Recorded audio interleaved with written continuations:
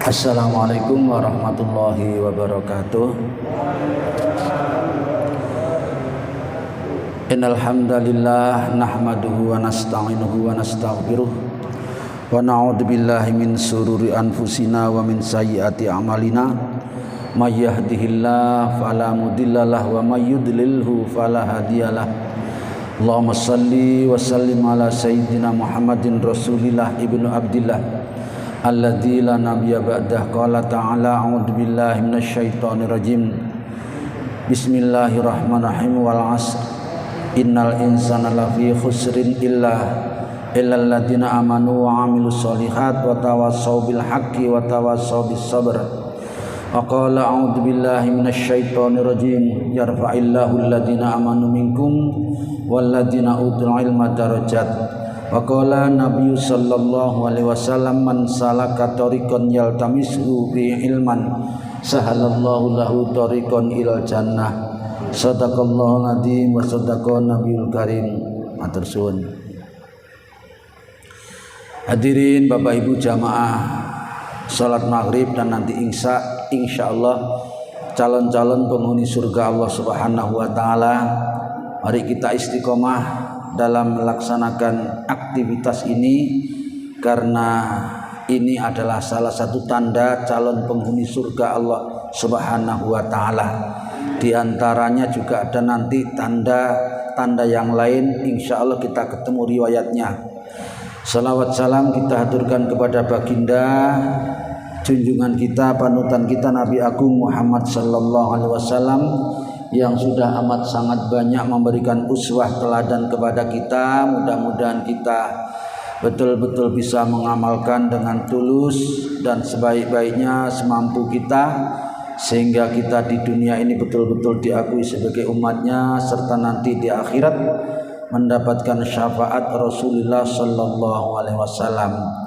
Hadirin, kita masih di dalam bab banyak jalan menuju kebaikan, di mana pada beberapa kesempatan yang lalu kita sudah ketemu satu riwayat bahwa surga itu adalah lebih dekat daripada talinya sandal kita. Demikian pula neraka. Kenapa dikatakan lebih dekat? Karena untuk menuju surga itu luar biasa banyak jalannya, termasuk kita istiqomah dalam bermajelis taklim ini. Hadirin yang dirahmati Allah Ta'ala, kita langsung masuk ke hadis yang kedua. Yang pertama kemarin sudah, kayaknya ini juga sudah, andikan sudah, ini anggap saja ngulangi. Bismillahirrahmanirrahim. As-sani, hadis yang kedua dari bab ini. An Abidar, Aidon lagi, maksudnya Aidon itu, radhiyallahu anhu, anna Rasulullah sallallahu alaihi wasallam qala yusbihu, setiap pagi, yusbihu itu ala kulli sulami min ahadikum, atas sulam itu adalah persendian, sendi-sendi ini nanti di riwayat berikutnya Nabi menyebutkan, ternyata hadirin Nabi luwih canggih daripada kalangan ahli medis. Nabi itu menyebutkan, sebelum para medis menyebutkan bahwa jumlah persendian ini bagi kita manusia yang normal jumlahnya 360. Ternyata para medis itu membahas itu tidak cukup sekali, berkali-kali agak menemukan kalau jumlah persendian itu ternyata jumlahnya 360. Luar biasa, Nabi jauh sebelum kalangan medis menyebutkan, beliau sudah menyampaikan setiap manusia ini mempunyai 360 persendian. Nanti kita temukan riwayatnya. Fakullu sodakotun, setiap pagi harus mengeluarkan sodakoh dari setiap persendian ini sebagai ungkapan syukur kita kepada Allah Subhanahu wa taala. Hadirin, kalau ada persendian satu saja yang tidak bisa digerakkan, tidak bisa ditekuk-tekuk, susah sudah. Ini kalau satu saja, bayangkan kalau semua. Maka sebagai ungkapan rasa syukur kepada Allah Ta'ala, setiap pagi yusbihu kullu salami min ahadikum sodakotun, harus dikeluarkan sodakohnya. Harus dikeluarkan sedekahnya dari persendian-persendian yang ada ini. Nah, sedekahnya apa? Fakulu tasbihatin sedekatun. Panjenengan membaca 1 kali tasbih saja sedekah. Hadirin, kalau panjenengan masih ingat yang sudah pernah kita sampaikan bahwa tasbih itu ringan diucapkan nggih. Kalimatani khafifatani ala lisan. Ada 2 kalimat di lisan ringan. Sakilatani fil mizan, nanti di hari penimbangan amal di yaumul hisab ditimbang memberatkan timbangan, tidak ada yang nandingi. Amalan yang lain tidak disebutkan oleh Allah Ta'ala, oleh Rasulullah, yang disebutkan tasbih itu. Kemudian habibatani ila rahman, dan dengan banyak mengucapkan tasbih panjenengan semakin dicintai, disayang, dimanja oleh Allah Subhanahu wa taala. Qaulukum subhanallah wa bihamdihi subhanallahil azim. Hadirin sing akeh nggih mengucapkan itu, lebih-lebih kita yang sudah semakin senja ini. Karena nanti pada saatnya kita akan kembali ke hadiratnya nggih. Seluruh amal kita akan diperhitungkan oleh Allah Ta'ala. Ada 4 atau 5 lapis penghisapan. Salah satunya ditimbang, salah satunya ditimbang oleh Allah Ta'ala. Di dalam surat Al-Qari'ah disebutkan, fa amman sakulat mawazinuhu fahuwa fi isyatir radiyah. Sing sapa wonge nanti ditimbang amalnya berat, amal baiknya, buruknya ada memang, tapi baiknya jauh lebih mendominasi, lebih berat, maka fahuwa fi isyatir radiyah. Wong sing ngoten niku nanti yang akan segera mendapatkan ridhonya Allah Ta'ala dan diberikan rekomendasi oleh Allah, radiyatan mardiyah fadkhuli fi ibadi wadkhuli jannati. Salah satu hadirin amalia yang mudah untuk memberikan timbangannya tadi itu nggih, sing akeh maca subhanallah wa bihamdihi subhanallahil azim. Ojo diwalik nggih. Diwalik kaya napa? Tasbih gak pati akeh, ngremengi sing akeh, ngrusulane sing akeh, gatel titik ngrusulo nggih. Terus sumuk titik ngersula. Ini ujian loh nggih. Semuanya sudah berdoa minta kepada Allah Ta'ala, kok gak ndang dikasih diberi hujan to ya. Kawula panjenengan pun sambatan Gusti tandurane garing nggih. Semuanya minta siraman. Ini ujian. Jangan gremeng nggih. Yang banyak tasbihnya tadi itu. Hadirin, kalau amalnya nanti ditimbang, baiknya ada memang kata Allah di dalam surat Al-Qari'ah itu, tapi yang banyak buruknya coba. Ya napa yang banyak buruknya? Fa ummuhu hawiyah. Ngedeni wong hadirin nek ngomong hawiyah ngoten niku. Tempatnya adalah neraka hawiyah. Hadirin itu nanti diperluas sendiri nggih, dibuka di tafsirnya surat Al-Qari'ah itu masalah banyak, kalau disampaikan di sini nanti gak iso ngaji nggih.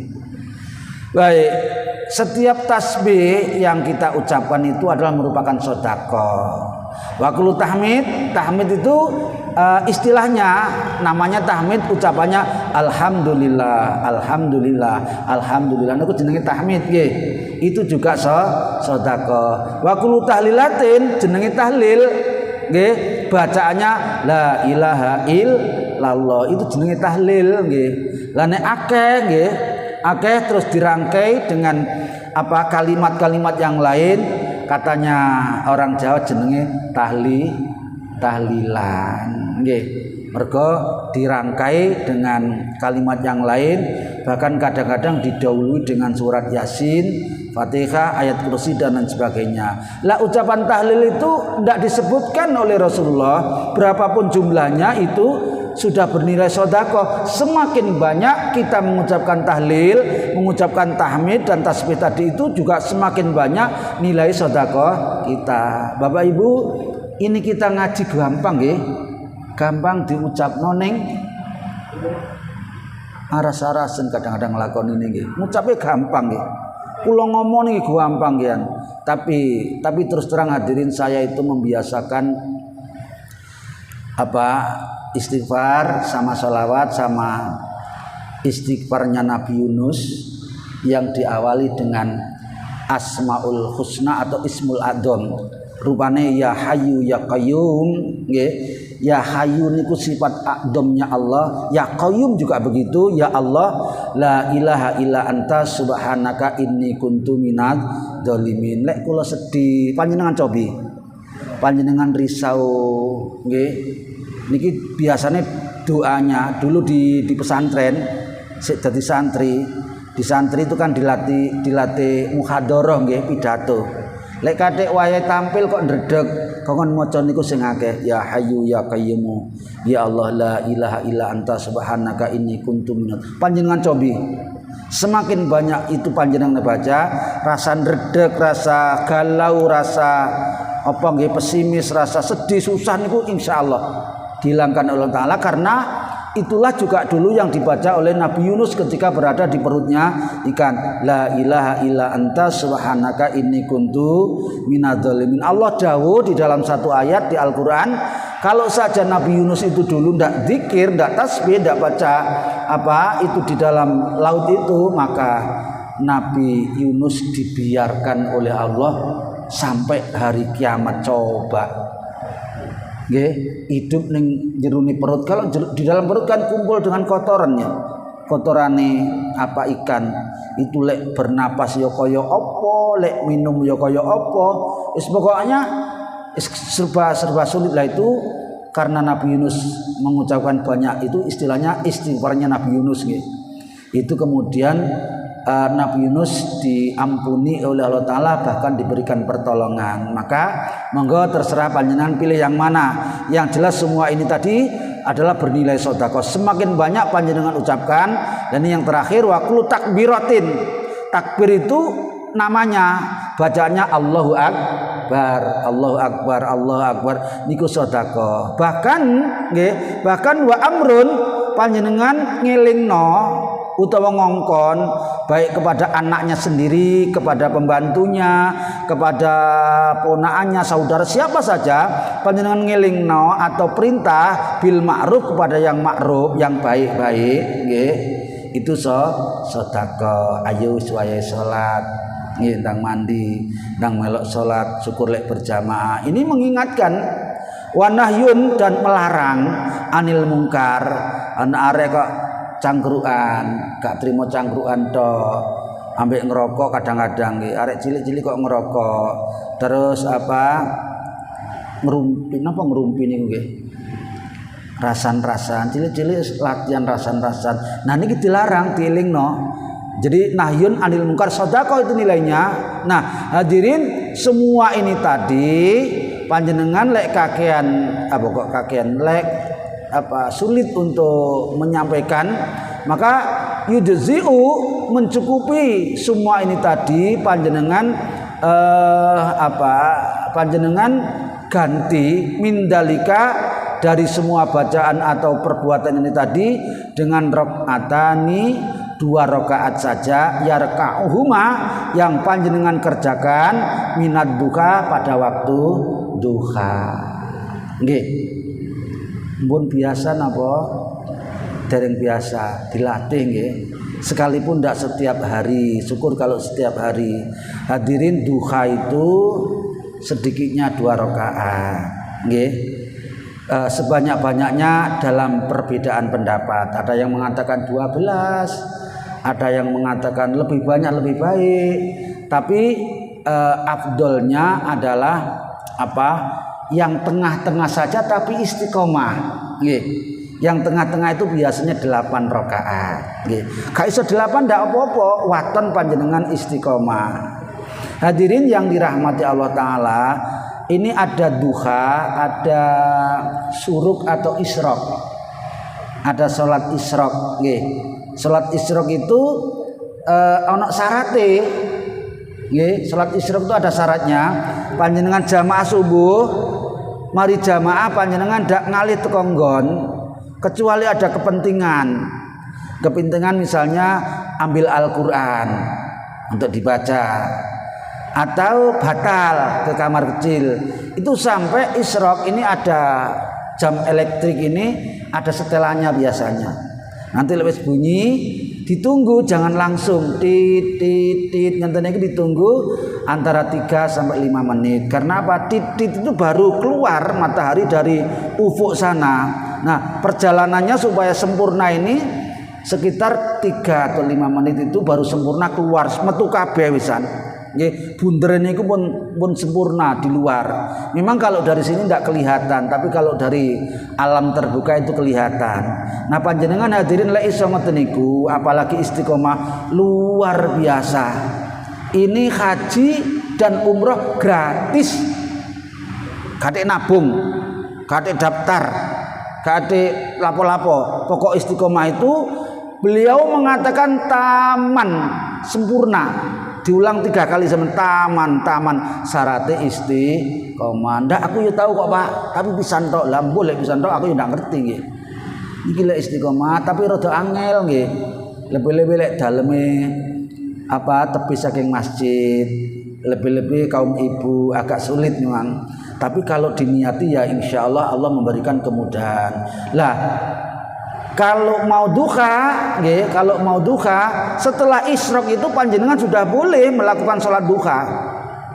Jadi isyraq itu insya Allah sudah termasuk duha, tapi lek duha belum mesti isyraq.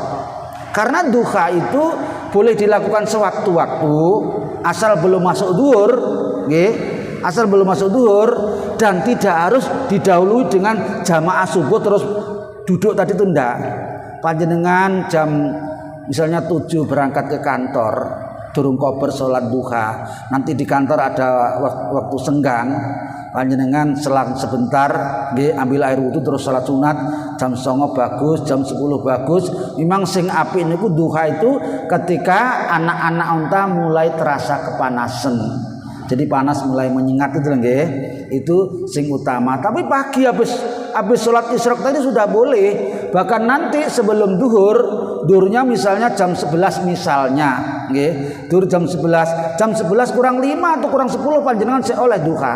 Tapi tidak seabdol ketika tadi itu antara jam 9 sampai jam 10. Nah, hadirin yang dirahmati Allah Ta'ala, itu sekaligus untuk mengganti sedekahnya ruas-ruas kita yang setiap pagi harus dikeluarkan sedekahnya tadi, ungkapan syukur kepada Allah Subhanahu wa Ta'ala. Syukur la iso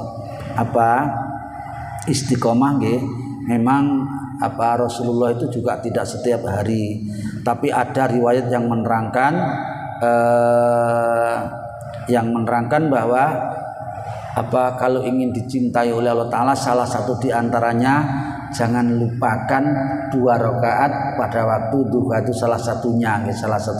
Diantaranya lagi ada witir sebelum tidur. Jadi witirnya dilakukan sebelum tidur. Baik hadirin yang dirahmati Allah Ta'ala, sebelum kita pindah ke hadis berikutnya, ada yang perlu dibahas? Nggih, monggo silakan. Halo. Lah, monggo silakan Bapak.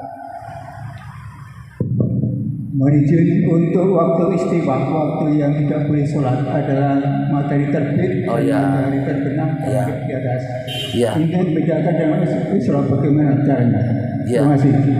Nggih, makanya ketika sampun ngeten mawon. Ya, ketika masih itu masih mulai terbit, jadi jangan langsung sholat. Habis subuh, habis subuh itu tidak ada ba'diyah subuh, tidak ada. Kecuali panjenengan qobliyah subuhnya berhalangan karena telat, misalnya begitu masuk ke masjid jamaah sudah dilaksanakan, habis subuh panjenengan boleh mengqadha. Ini ada riwayatnya Bapak, ada kisahnya. Dulu ada salah seorang sahabat yang begitu selesai subuh dia sholat lagi, oleh sahabat-sahabat yang lain dilok-lokno Pak, dihujat. Ini sudah diajari makanya lek ngaji ojo kakean telat. Habis subuh juga anak sholat menengai Pak, dihujat tuh diam saja dia. Begitu sudah selesai dia baru ngomong, wahai Rasul mohon maaf, tadi saya datang ke masjid terlambat karena satu dan lain hal, maka habis subuh tadi saya ganti qobliyah subuh saja. Rupanya diridhoi, diizinkan oleh Rasulullah Sallallahu Alaihi Wasallam. Jadi kalau mengqadha itu boleh, tapi ba'diyah subuh tidak ada. Nah, kecuali sholat-sholat yang mendesak. misalnya ada jenazah yang segera dimakamkan, nggih, dan harus sholati, maka sebelum terbit fajar tadi boleh panjenengan nyolati jenazah sekalipun habis sholat subuh. Atau kalau waktunya Idul Fitri, nggih, kalau di tempat saya dan tempat lain itu melakukannya di masjid sama di lapangannya di depan masjid. Jadi dari masjid sampai ke lapangan. Itu habis subuh ada kadang-kadang pulang. Nah, dia datang lagi ke masjid sebelum masuk isyraq, dia masuk masjid sholat 2 rakaat. Ini boleh yang kayak gitu. Nah, kalau sholat yang tidak kayak gitu, itu tidak boleh, melainkan ketika matahari sudah betul-betul sempurna terbitnya. Makanya ketika jam tadi bunyi tit, itu baru menjelang terbit, belum boleh, ditunggu antara 3 sampai 5 menit. Itu betul Bapak katakan, kalau ketika matahari terbit belum boleh sholat, kecuali tadi yang kita sebutkan. Demikian pula ketika huruf terbenam, itu juga tidak boleh sholat. Jadi ada beberapa waktu yang dilarang untuk sholat, kecuali ada udzur kayak tadi itu. Atau ada pendapat yang lain di tengah hari, pas tengah hari beduk nih, ya istilahnya wong Jawa beduk nggih, padahal beduk itu kan yang dipukul itu nggih.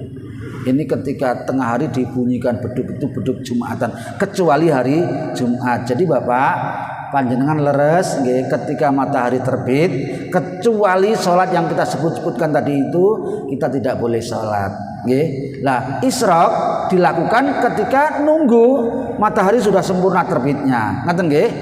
Nggih. Enten malih? Sudah. Nggih. Assalamualaikum warahmatullahi wabarakatuh. Waalaikumsalam warahmatullahi wabarakatuh. Yang saya tanyakan mengenai sholat ba'diyah tadi, tadi ba'diyah subuh memang yang diperbolehkan, terus dipotong.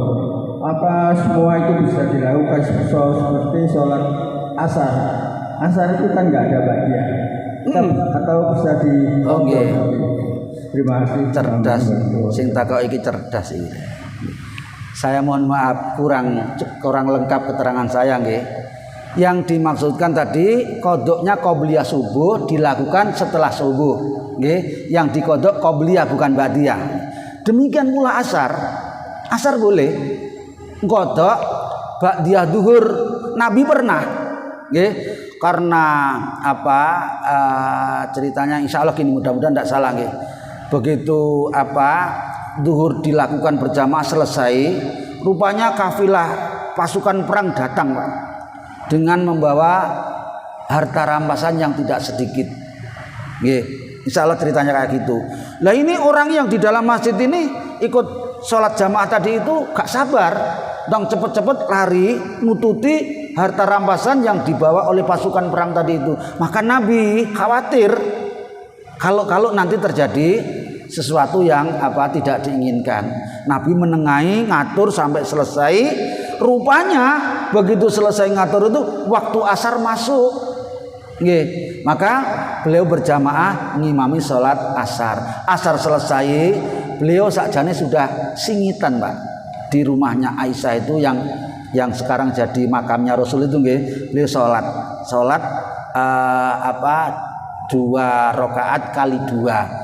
Jadi 4 rakaat 2 kali salam. Ditanya oleh Aisyah, "Lu Rasul, apa ada wahyu baru kok kedingaren habis sholat asar kok sholat sunnah?" Terus diterangkan alasannya kayak tadi itu, saya tadi belum sempat ba'diyah duhur, saya ganti ini tadi ganti ba'diyah duhur. Nah sebetulnya Bapak, kalau panjenengan mengikuti riwayat yang menerangkan bahwa qobliyah asar itu muakkad, ada satu riwayat yang menerangkan orang yang istiqomah sholat sunnah qobliyah asar, istiqomah qobliyah asar itu dibangunkan istana di surga. Istiqomah tapi qobliyah asar. Lah mungkin panjenengan karena jaga istiqomah itu setelah asar panjenengan sholat lagi ngodok qobliyah asar tadi sama dengan qobliyah subuh tadi yang dikodok setelah subuh. Ngaten nggih? Nah, Ini ilmu bagus sekali panjenengan tanyakan, karena memang tanpa di ilmu nih kayak gini, amalhu mardudatun la tuqbalu. Amalnya seseorang yang dikerjakan tanpa pakai ilmu, tanpa pakai dasar itu ditolak, tidak diterima. Sampun enten malih. Kalau ndak kita lanjutkan. Cukup Pak Anu nggih. Kita pindah lek ngono. Kalau ndak ada. Baik. Yang ketiga, asalis kola niki sekali lagi adalah ringan-ringan, amalan ringan, tapi rupanya ndak ringan untuk dikerjakan, ringan diomong, ringan disampaikan, ringan dirungokno. Kola juga sebuah riwayat dari Abu Dzar. Kola Nabi Sallallahu Alaihi Wasallam beliau bersabda, uridot, diperlihatkan alaiya kepadaku, kata beliau, akmalu ummati. Akmal itu jamak dari kata amal. Kalau amal satu perbuatan, kalau akmal ini banyak perbuatan.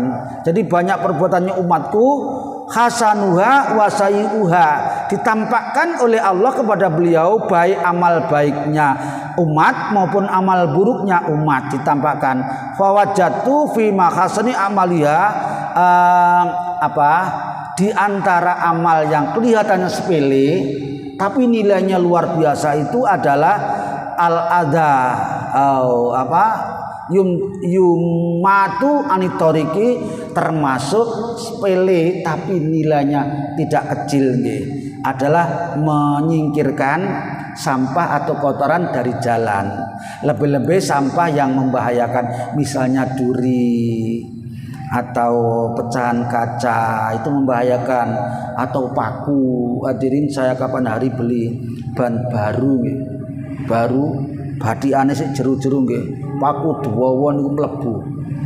Bahkan saya pernah ban saya tertusuk sunduke sate. Pirsa nggih, sunduk sate itu bukan logam tapi pring, iso masuk itu.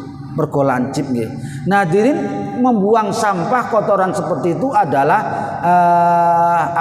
termasuk amal yang tidak kecil nilainya, lebih-lebih kalau dilakukan secara tulus. Ada satu makalah nggih, ruba sohirin tukabbiruhumun niyah. Betapa banyak amal-amal yang kecil kayak membuang sampah ini tadi. Lebih-lebih kalau di dalam masjid. Kalau ada orang yang tidur di masjid, tolong dielingno. Kadang-kadang dia ninggali kotoran ya. Kadang-kadang ngiler. Nggih. Kadang-kadang dikerek nyamuk dia. Begitu dikerek nyamuk plak-plak gede itu kok dindi ini. Ditinggalkan ngalih begitu saja. Nah, ini hadirin, ini hukumannya harus membersihkan mestinya. Maka kalau dengan hati yang tulus, amal yang kecil kayak gitu itu menjadi besar nilainya di mata Allah Subhanahu wa taala. Sebaliknya, rubba kabirin, betapa banyak amal-amalan besar seperti jihad fisabilillah, seperti haji, seperti wakaf dan lain sebagainya. Tapi karena niat yang salah menjadi tusogiruhumun niyah, menjadi sepele, kecil, bahkan remeh, bahkan hampir tidak kelihatan di mata Allah taala. Nggih. Karena itulah hadirin, ada nanti di hari penghisapan, ini cuplikan nggih, potongan, sebetulnya panjang. Orang yang maju ke hadapan Allah taala 3 golongan. Salah satunya adalah orang yang mati syahid di medan laga. Nggih, begitu waktunya penghisapan dia minta didahulukan dan minta segera masuk surga. Ketika ditanya, apa amalmu? Ya Allah, aku mati di medan perang ya Allah. Ini buktinya masih banyak. Ternyata amalan orang ini dihapus, dimusnahkan, dibodohkan oleh Allah Ta'ala. Karena apa? Karena ketika dia berperang bukan lillahi ta'ala, tetapi supaya dikatakan sebagai sujak atau pemberani, supaya dikatakan mujahid dan seterusnya. Ini salah satunya, ada 3 golongan. Nah, hadirin, amal yang besar kayak gitu ternyata menjadi sepele, bahkan menyebabkan dia masuk neraka. Kenapa? Karena salah niatnya. Karena itu pandai-pandailah mengatur niat. Niat ini luar biasa nilainya. Maka kelihatannya kecil membuang kotoran di jalan, lebih-lebih yang membahayakan itu nilainya luar biasa. Ditunjukkan amal ini oleh Allah Ta'ala kepada beliau. Wa wajjatu fi masai a'maliha, dan ditunjukkan pula kepadaku, kata Rasul, oleh Allah ditunjukkan kepada beliau, di antara buruknya amal adalah an-nukha, meludah atau membuang dahak atau membuang ingus nggih, fil masajid, di dalam masjid, la tudfanu, tidak dibersihkan.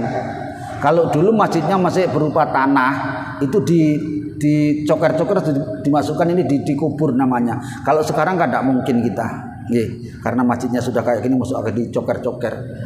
Jadi dibersihkan. Hadirin, termasuk buruknya amal itu adalah mengotori masjid, macam-macam tadi kotorannya, mungkin meludah, mungkin tertidur keluar liurnya, mungkin dahak, mungkin ingus dan sebagainya.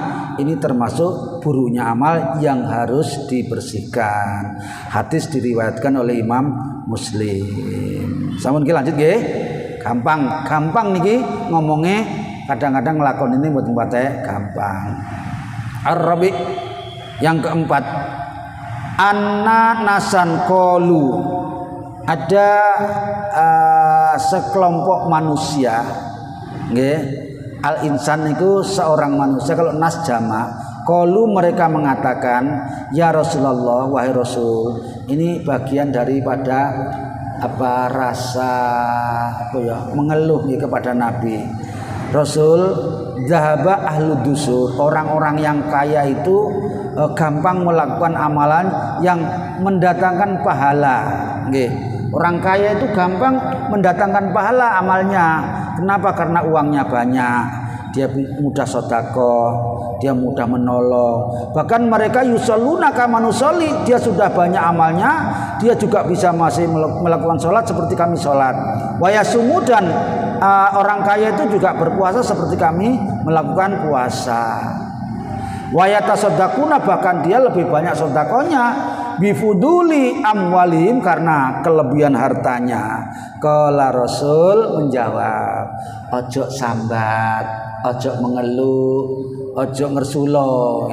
Awalaisa qad ja'alallahu lakum ma tasaddaquna bihi, inna bikulli tasbihatin shadaqah. Kayak tadi itu. Kenapa kau mengeluh? Kamu bisa melakukan apa saja yang tanpa menggunakan dana atau biasa, yaitu Allah sudah memberikan kesempatan kepada kamu dengan melakukan sesuatu yang bernilai sedekah. Inna bikulli tasbihatin sedekhatun. Kayak tadi itu sudah sama dengan riwayat yang tadi itu. Setiap tasbih, apalagi tasbih yang kayak tadi, yang memberikan timbangan luar biasa. Wa kullu takbiratin, takbir Allah akbar, Allah akbar, Allah akbar, sedekatan. Wa kullu tahmidatin, alhamdulillah, alhamdulillah, alhamdulillah, ala kulli halin sedekatan. Wa kullu tahlilatin, dan setiap tahlil sedekatan. Wa amrun bil ma'ruf, perintah atau mengingatkan kebaikan, sedekatan. Wa nahyun anil munkar, kayak yang tadi itu, sedekatan. Wa fi bud'in, lah niki Bapak Ibu sekalian, nggih, jarang disampaikan niki. Wa fi bud'i ahadikum sedekatun, dan di setiap kemaluan, mohon maaf nggih rada kusrun niki, rada jorok. Di setiap kemaluan kalian itu juga bisa mendatangkan sedekah. Nggih. Nggih. Kalau sahabat bertanya, "Ya Rasul, ayati ahaduna sahwatahu wa yakunu lahu fiha ajrun?"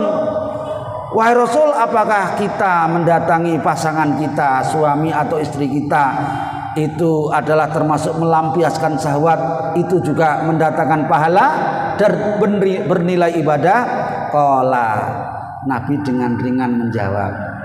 Tapi jawaban beliau dengan nada tanya, ara'aitum, bagaimana menurut pendapatmu? Law wada'aha fi haramin akana alaihi fiha wizrun. Bagaimana kalau alat kemaluanmu itu kamu gunakan untuk melakukan hal yang haram, yang dilarang oleh agama, apakah itu mendatangkan dosa? Disalahgunakan, ngoten lagi. Jadi kalau alat kelamin disalahgunakan, itu mendatangkan wizrun, dosa. Fakadzalika idza wada'a fil halal, demikian pula kalau dilakukan di tempat yang halal, di tempat pasangannya, justru itu bernilai sedekah, sing sering-sering sedekah sekalipun dengan suami atau istrinya sendiri. Lho betul, ini betul guyon. Inilah yang dimaksudkan oleh Allah Ta'ala di dalam surat Ad-Dariyat, nanti dibuka nggih. Ad-Dariyat 56 insyaallah nggih. Wa ma khalaqtul jinna wal insa illa liya'budun, kata Allah Ta'ala. Aku tidak ciptakan jin dan manusia kecuali dalam setiap setiap gerak-geriknya, setiap langkahnya, setiap ucapannya, bahkan kerentek hatinya itu bernilai sedekah. Sampai-sampai kumpulnya suami istri juga harus bernilai sedekah. Panjenengan tidur nggih, bobo, sare, kalau niatnya betul dengan cara yang ditentukan Rasulullah, di samping panjenengan lega, ilang ngantuke, seger, sehat kembali, juga bernilai. Masya Allah, ini loh luar biasanya umat Islam. Termasuk tadi itu nggih. Atau panjenengan ke kamar kecil, buang hajat, BAB atau BAK, diniati yang betul dengan cara Nabi yang betul, itu juga di samping panjenengan lega, bernilai ibadah. Ngeten Pak apa sini lali kula sampean nggih, sing sering-sering sedekah termasuk nenggone pasangane di Allahumma amin. Sing cik duwe pasangan, mudah-mudahan Allah memberikan nilai yang sebaik-baiknya. Baik, tinggal beberapa waktu. Ada yang perlu di mboten lanjut. Lah aku wedi lek Pak Sari sing takok rek. Aku sedekah nang ndi ngono kok. Waalaikumsalam warahmatullahi wabarakatuh. Sabar. Kalimat-kalimat tauhid seperti yang disebutkan takbir nggih, sampai selawat. Iya.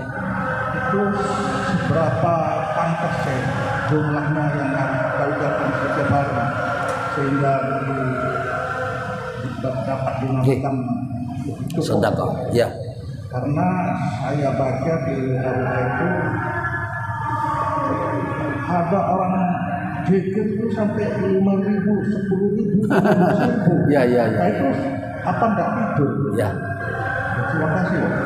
Baik, pertanyaan bukan pertanyaan nggih, ini peringatan. Nanti Bapak ketemu di dalam bab tersendiri. Ada bab yang menerangkan bahwa amaliyah ini tidak boleh berlebih-lebihan sampai menyiksa diri. Nanti kita ketemu babnya. Jadi ya yang ideal saja, kayak kalau kita habis sholat nggih 100 loh nggih, ideal itu. Nanti kalau panjenengan mau nambah di luar itu, setelah ba'diyah sambil jalan baca apa? Sholawat, baca sak mampunya saja nggih. Nanti disampaikan di dalam sebuah riwayat ada ada salah satunya gini. Ada 3 orang yang datang kepada istrinya Nabi. Pas Nabi tidak ada, ini datang. Dia bertanya tentang ibadahnya Nabi. Nah, diterangkan oleh Aisyah istrinya Nabi bahwa ibadahnya Nabi seperti yang disampaikan kepada kita itu. Beliau itu juga sholat, juga istirahat. Beliau juga puasa, juga buka. Beliau juga menikah, juga punya keluarga dan seterusnya. Karena itu beliau sebagai manusia biasa juga tidak selalu haknya dipenuhkan kepada Allah Ta'ala. Dirinya punya hak, keluarganya punya hak, waktunya punya hak, semuanya harus dipenuhi haknya. Maka ketika diterangkan kayak gitu 3 orang tadi itu justru ngeremehna Rasulullah. Ternyata Nabi itu tidak sebanding dengan kita amalnya. Satu orang mengatakan, aku setiap malam tidak pernah tidur untuk sholat terus menerus. Ini yang satu. Yang satu orang lagi mengatakan, aku tidak pernah tidak puasa di setiap hari. Setiap hari aku puasa. Yang satu mengatakan, aku tidak pernah melihat saja, tidak pernah apalagi mendekati, apalagi menikah dengan orang perempuan. Selama-lamanya aku. Begitu orang 3 ini mengatakan kayak gitu, dari luar Nabi mendengar. Justru disalahkan oleh Rasulullah Sallallahu Alaihi Wasallam. Karena itu kalau ada amaliyah yang seperti panjenengan sebutkan tadi, misalnya sholawat sampai puluhan ribu, tahlil sama sekian ribu. Nanti kita ketemu nggih riwayatnya. Ini justru tidak dibetulkan oleh Rasulullah sallallahu alaihi wasallam. Mohon maaf waktunya pas entek. Insyaallah dilanjutkan pada Jumat yang akan datang. Yang jelas tidak boleh kita berlebih-lebihan dalam melakukan ibadah sekalipun. Puasa, saya sindir sedikit saja. Puasa itu yang paling pol diizinkan oleh Rasulullah adalah puasa seperti puasanya Nabi Daud tok sudah nggih. Demikian pula ibadah yang lainnya Nabi Daud luar biasa termasuk sholatnya. Mudah-mudahan ngaji yang sangat singkat ini dibarengi hidayah Allah Subhanahu wa taala menyebabkan kita kembali ke hadirannya dalam keadaan husnul khatimah. Amin ya mujibas sailin. Subhanakallahumma wa bihamdika asyhadu an la ilaha illa anta astaghfiruka wa atubu ilaik. Wassalamualaikum warahmatullahi wabarakatuh.